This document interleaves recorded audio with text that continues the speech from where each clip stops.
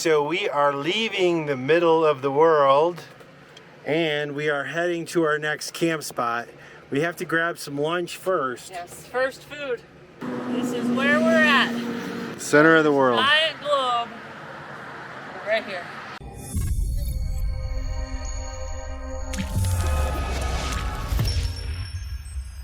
All right, Snow's parked a van up on the hill. And there's all sorts of little restaurants along here. We're gonna eat at this one. It looks like they might have some interesting food inside. And who knows, maybe afterwards we can try some of these bizcochos. This is it. Food has arrived. What is on the menu today, Snow? Alright, so I got chicken with a mushroom gravy, a few papas. Looks like a purple lettuce type slaw with some sort of a pea salad. Curt got fried fish. It is trout, also known as trucha down here. A salad and some french fries. We have a big bowl of rice. And what's that, the ahi? Ahi. Yeah. And we have a pitcher of limonada on the way. Sounds like a delicious lunch to me. I'm hungry. So this is an overlander spot that Snow found. We have no idea. The last review was from January of this year. So that's actually pretty current compared to what we mostly see from our overlanding spots. But we really have no idea what this place is going to present. It's kind of a weird entrance coming into here, though, I can tell you that.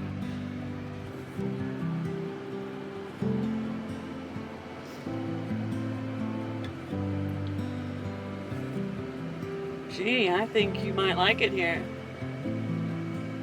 So we're at our camp spot, and G got a walk this morning at the other spot, but this is a beautiful little place. There's lots of really lush green grass, and there's birds chirping outside.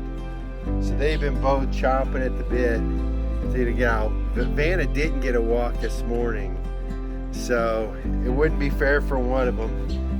It's nice and cool out here. We can't be more than 100 yards from the equator. In the last episode, we went to the center of the earth, the actual point of the equator, and we're just down the hill from there.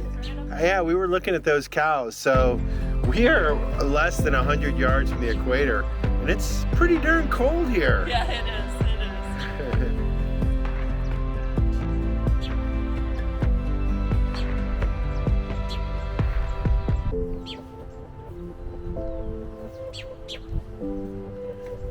She found a hole.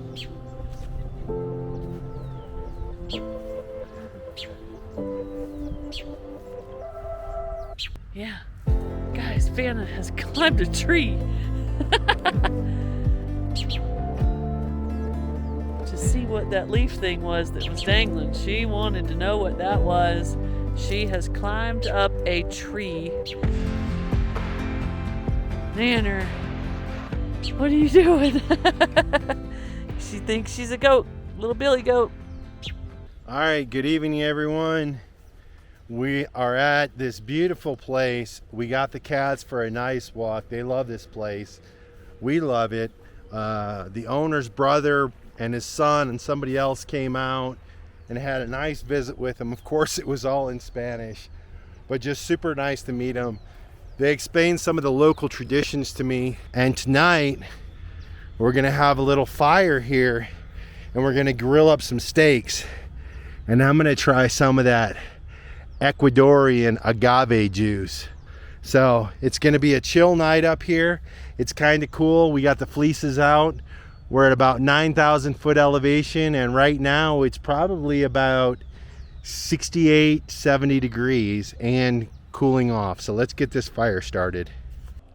So while Curt's getting the fire ready, I have cut up some little tiny new potatoes, onions, and peppers and wrapped them up in a little tinfoil ball that we'll put on the fire. And I've also sliced us some zucchini, a little bit of olive oil and salt and pepper. This is going to be a yummy campfire dinner. I get a little bit breathless. My thoughts are too big. Can I get some comfort, please? I guess should have been honest. It breaks in my heart. It's weighing me down, baby.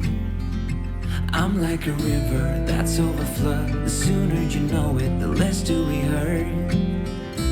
Let me speak the truth. I know you don't wanna face it. You think it's too late, but I can see past the rain. Won't you lay it on me?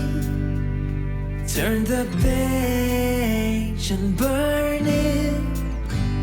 Let's make up a big bonfire on the beach with the stars as our lighters, and throw our problems in the flame.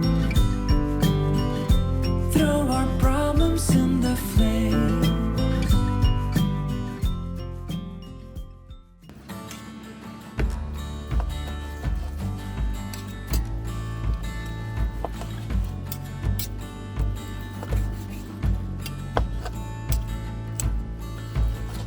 I know these steaks are good because when I pulled them out, G couldn't get enough of them.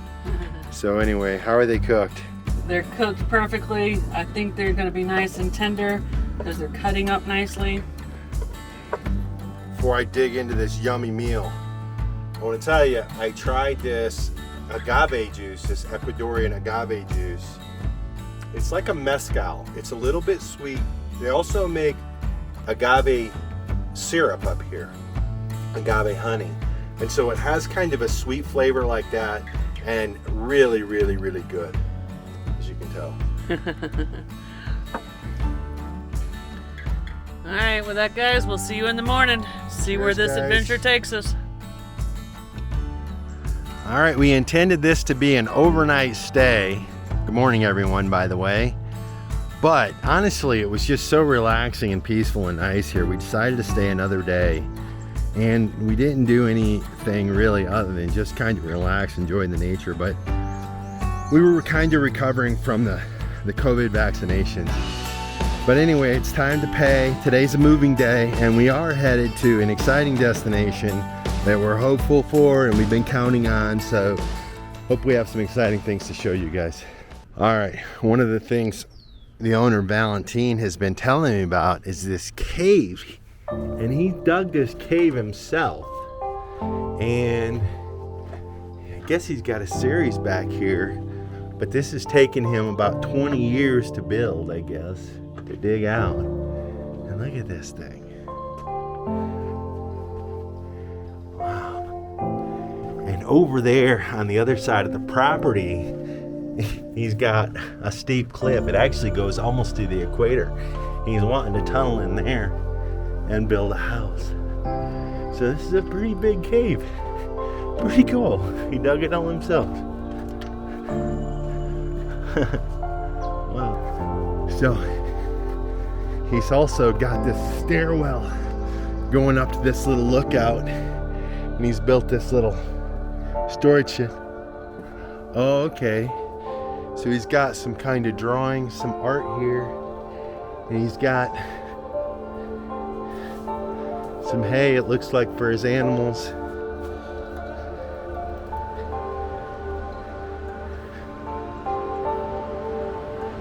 Oh, and what a nice view right here.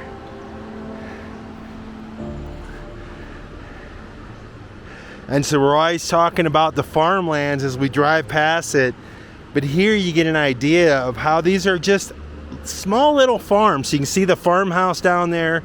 There's some chickens or some gallinas, and down here there's some sheep tied up. We've also seen llamas up here. There's a pig up there tied up by the house, but just a small farm. And you can see the one up here on the hill has a little plot of corn. And so along here, it's a lot of sustenance living. So maybe a little livestock, a little vegetable, and a lot of times they sell some of that stuff for trade in the stores, and that's kind of how they make a living. But beautiful area. Wow.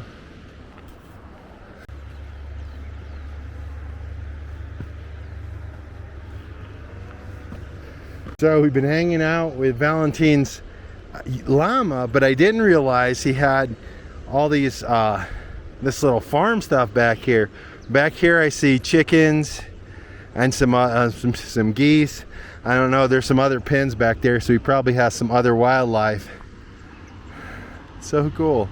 So up on that hill over there is where the sundial is and where we visited the equator in the last episode.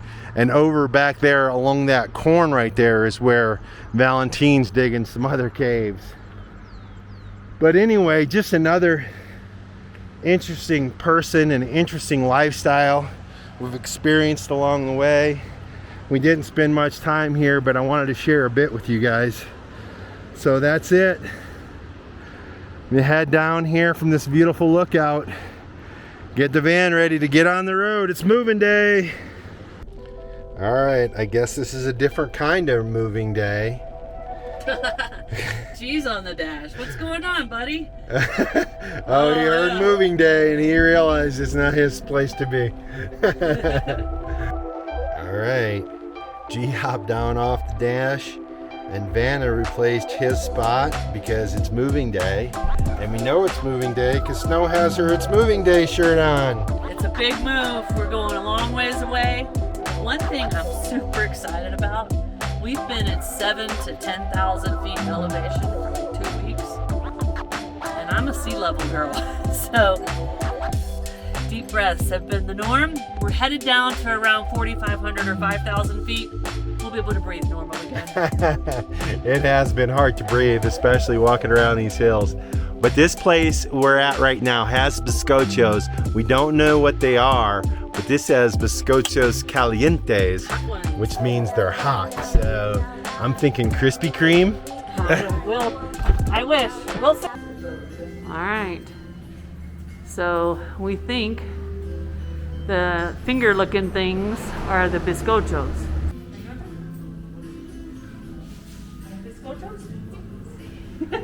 ¿Cómo se dice bizcochos? ¿Bizcocho? Bizcochos. Gracias. All right, there they are. Are they hard?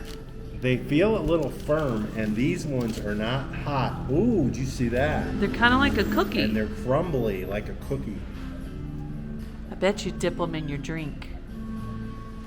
Are they sweet? They are not.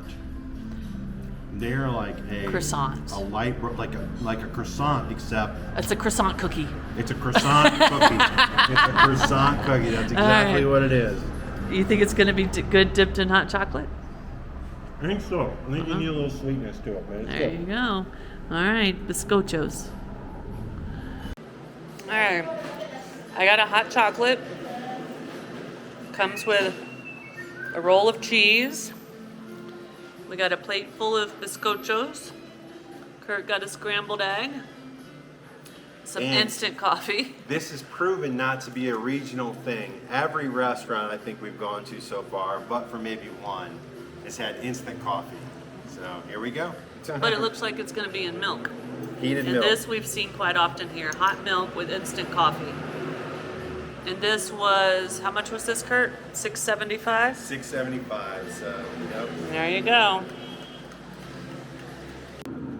So our bizcocho and coffee and hot chocolate break was pretty yummy. We are on the road, headed to an area called Mindo. It's a little bit of a touristy area, and it is famous for birds. Lots and lots of birds. We are super excited to get there. The problem is, on Overlander, there's several places, but not very many with recent stays. So we're kind of going there without a campsite. Gonna probably have to pull into several hostels and hotels and ask until we find someone that'll let us stay. But we hope to spend several days there, right, Curt? Yeah, we do. And you can call this a bit of a freestyle mission. But if you guys haven't learned Snow by now, she does a lot of research. So we have 3 or 4 potential places that aren't on iOverlander. And to be honest with you, we've been finding more and more places that aren't on iOverlander anyway. So we'll see what happens when we get there. cross your fingers we can find a campsite. Because it's a long driving day. And we hope it's easy when we get there. Alright, we are approaching another police checkpoint. Are we gonna get pulled over? Drum roll, please.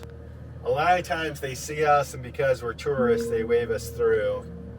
I guess it depends on what country. Some countries, when they see we're tourists, they pull us over. Pull us over, yeah. We'll have to see what happens when we get up there and see our turn. Yes. All right, here we go. Drum roll, please. Looks like we are getting the wave through. Yes, we are. One thing we've kind of been struggling a little bit with here in Ecuador is when we go to the ATM, it gives us all 20s. Now they use US currency here, if you don't know that. So we get all $20 bills from the ATM. But you get into these smaller towns in the rural areas, $20 is a lot of money. So if we stop for a cup of coffee and want to pay with a 20, they don't have the change. So we have learned how to trick the system. Every time we go through a toll booth, we just pay with a $20 bill. And we get a lot of small bills back. So now we won't have any problems at the little local rural veggie marts and coffee shops. Right, Curt? Right. Gracias. So one thing they do not use from the U.S. currency is $1 bills. $1 bills. So they have a lot of these 50-cent pieces, and then these are dollars. Dollar coins. But they do have 5s, 10s, and 20s. So there you go, guys. This is $1 here. So as we're driving towards Mindo, we go through the very northern edge of Quito, which is the capital of Ecuador. So this lady took advantage of the speed bump, or chapa, or tope, or tumalo, and just set a juice stand up right in the middle of the road. All right, we are getting excited. Everything is turning greener and greener with every curve. There's even trees here. There's trees here. We were in some sort of arid type climate in the northern part of Ecuador, but it is definitely greening up, which means birds. And we just passed a sign that had the coolest looking little bear ever. We don't know what that's about, so we got to research that. But we got about an hour to go, guys. We just wanted to pop in and show you. It's starting to look a little bit like Birdland. So we've made it to the thick jungle and gotten off of the main road. And do you have anything to say, Curt? Oh, look at that big waterfall. Oh. We're about 6,000 feet. The roads are definitely more windy. And as we've been coming down through here, the tree canopy has gradually changed from sort of nothing to bigger bushy stuff. And now we're starting to see the big giant trees that we saw in the selvas of Colombia, the jungles of Colombia. And so we're kind of coming down in the clouds. And we're also starting to see more kind of mudslide stuff. Yeah, the roads they still do have a drainage system, but you can definitely see that there are washouts and mudslides that happen. So that is not just in Colombia. It's definitely in Ecuador too. We've turned off of the main road onto a smaller road, and we're driving down into a valley. It reminds me a little bit of the Quetzal Lodge in southern Costa Rica. Definitely. Also kind of reminds me of the Jardín area. Yes. But there have been tons of signs for different resorts, waterfalls, birds, all kinds of stuff. And chocolate. Ooh. They grow chocolate out here. Maybe we can find a place to do a chocolate tour here. We're neither big chocolate heads, but Snow's been in cool weather and been talking about some hot chocolate, so you can kind of hear her stutter a little bit in excitement. Chocolate. Chocolate's probably on the menu for Mindo. We'll see. First, though, we have to find somewhere to stay. We're feeling pretty good about that with all of the signs. In fact, we're thinking maybe we can even be a little picky. Yeah, we'll see when we get here. It's always hard to tell. Yes, it is. All right, so I just talked to the owner of this place. It was kind of back and forth. At first she said absolutely we couldn't stay here. Then after talking to her, she had some guests at one of the rooms, and she said, no, you can't use the showers, you can't use the bathrooms, but tomorrow they're leaving, so you can use all the facilities, and we could stay here for $20 a night. And then later we found out they weren't fine with the cats. And so this place was less than perfect. It's a beautiful place, but it's just not the right fit for us. So we're gonna head down the road. We did get some information on some of the activities in Mindo and around Mindo. And I gotta tell you, we are super excited for what's about to come. But meanwhile, we're freestyling, so we still gotta find a place to stay. All right, so the place that was recommended to us at the yellow house that told us no turned out to be a bit of a bust. It was very hard to get to, and when you get there just really wasn't anywhere to park. So now we're going to spot number 3, which is an overlander spot. We'll see when we get there. Freestyling. All right, this is our 3rd try. This one looks promising. Curt is going in to scope it out. Okay. It's $15 per night. They have bathrooms, no showers. There's no potable water in Mindo. Okay. They have beautiful hummingbirds back there, and I saw two toucans. Nice. So I say we stay here at least for the night, maybe 2 nights. They do laundry. I see it on the sign, and the Wi-Fi reaches all the way out here. So I think it's a 2-nighter just to get laundry done, and I think this might be a nice town for our bikes. Yeah, and we're close to downtown as well. So I think what we need to do, I think you need to pull up here. I'll guide you in. I think we probably want to back in just based on the way this is, okay? Let's do it. We made it. Woo! 3rd time's a charm.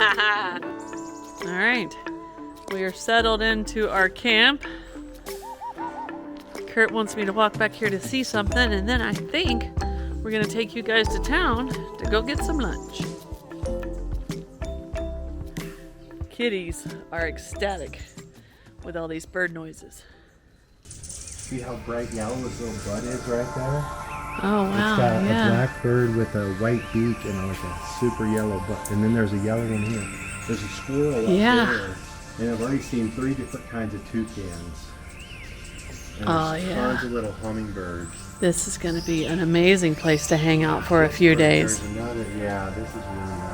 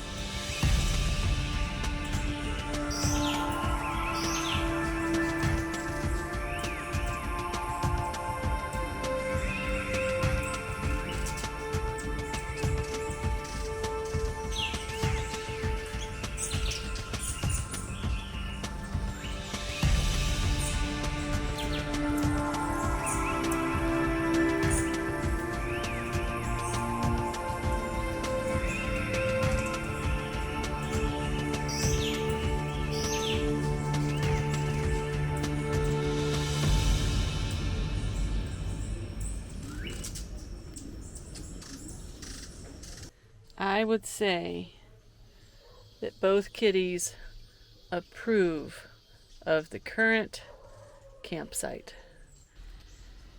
We are walking to town. Hungry, hungry, hungry. And we also kind of want to explore this place a little bit. I got my wish.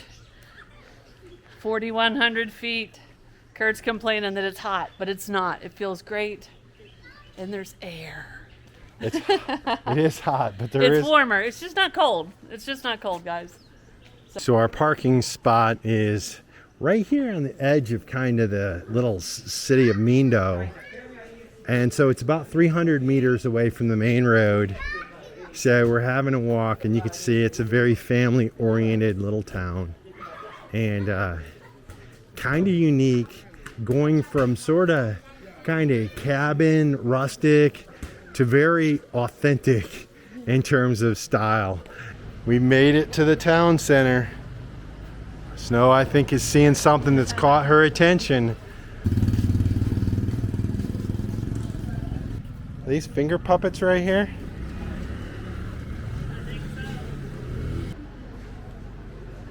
So I got to pick the restaurant, and I picked La Delicas de Mindo. And so, what'd you end up getting, Snow? I got barbecue wings with a salad and some limonada. Surprise.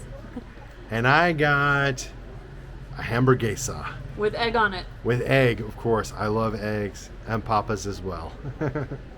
Well, you guys are going to have to trust us that we enjoyed the food. Because it's mostly gone, It's except gone. Snow couldn't eat her papas. She was filled up quick, which is not a bad thing. This little guy even got That's a some of our scraps. food. So he's our new little buddy. We had to run the dogs off, but we're headed back to the van. Go to the van. All right, guys. We are back at our camp. We got in the van for about 1 minute. And just like the kitties, the bird sounds were driving us crazy. So now we've got the cameras out and we're taking it all in. This is a beautiful little spot. We're just gonna let y'all look and listen for a minute.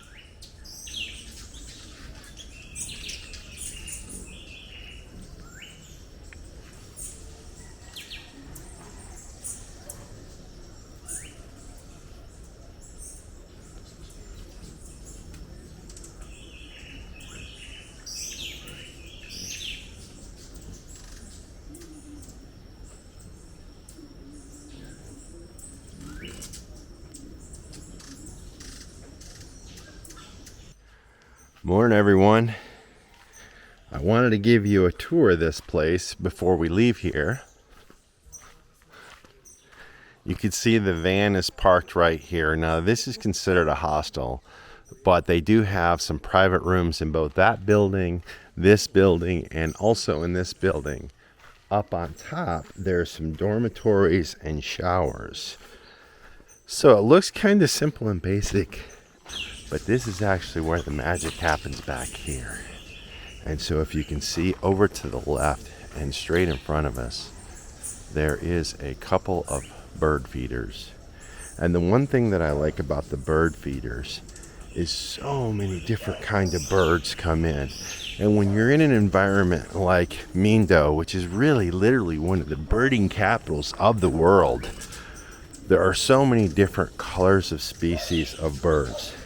Now in the litter feeders, we've seen a lot of different colored tanagers, and I'll explain to you about a lot of those birds later. But if you look up to the left, there's this giant bunch of bananas that are kind of pulled up there by a rope and hanging up there. Now, I really like this little feeding station because this tends to draw in the toucans. Now here, there are 3 different kinds of toucans. And so the first toucan is the chestnut toucan. Now, it's the largest of the toucans that come here. And it's also the one that we saw back in Colombia. If you remember when we got the chiggers and we saw the baby toucan. So that was a chestnut toucan. And then the other kind is, I'm going to say this wrong, but a choco or a cocho toucan. And it looks a lot like the chestnut toucan. In fact, it took me quite a while to be able to figure out the difference. But if you look, one's bill or beak, that big snout the toucan has, is more of a black rather than the chestnut brown of the other one. Additionally, you probably won't be able to see it in the video, but it's a little bit smaller than the chestnut toucan, but equally as cool. And then the final toucan that we saw here was the collared toucan. Now, we've seen collared toucans in Tikal, and again we saw them at the Chigger camp spot. They tend to travel in groups of multiples. Usually I see them 2 or more. In this case, we saw 2 or 3 kind of bouncing around. They're definitely a smaller toucan, brighter colors, but still really cool and unique. And additionally, there's some squirrels running around there. And then on the ground, they drop some roots or yams or some other ground roots and bananas, and the agotes come here and get those. And so those are large rodents. You may remember those from Panama, but it's always cool to get out in the nature and see the animals and see the squirrels and see the birds and all the other cool stuff. The cost for us to stay here was $15 per night, and it included the uses of the bathroom and also the shower up on the top floor in the hostel dormitory room. Nice pressure, hot showers. Also, we were able to get laundry done here for $3 a load, so that was a really good deal. But it's not a super big place. The place where we watch the birds is relatively small, but it's a high concentration of birds. It's been very quiet, comfortable, and relaxing here. And so I just wanted to show you where we stayed our first couple of nights in Mindo. If you like this video, be sure to subscribe to our channel and hit that notification bell so you guys know when we put out new videos. And don't forget, you can always follow us over on Instagram to see what's going on in between videos. Cheers, guys!